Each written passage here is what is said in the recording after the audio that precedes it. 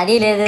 పైగా నా విగ్రహాన్ని కొనడానికి పెళ్లి సంబంధాల్లో పిల్లని చూడడానికి వెళ్ళినట్టు పొలోమను 10 మంది వెళ్తారు. అందులో ఒకడికి ఆ బొమ్మ నచ్చిందని, ఇంకోటికి ఈ బొమ్మ నచ్చిందని. నా కర్మ ఏంటంటే అక్కడ ఉన్నవన్నీ నా బొమ్మలే. మళ్ళీ తీరా 10 మందికి ఒక బొమ్మ నచ్చాక అమ్మేటోడు అలుసుగా తీసుకొని 10,000 15,000 అని బాంబు పేలుస్తాడు. ఎందుకురా బాబు ఇంత రేట్ అంటే కలకత్తా నుంచి తెప్పించాం అంటాడు. నాకు అర్థం కానిది ఏంటంటే ఎక్కడైతే నేను కలకత్తా నుంచి అయితే నాకన్నా మొనగాడు వస్తాడా, అక్కడ కూడా నేనే కదా.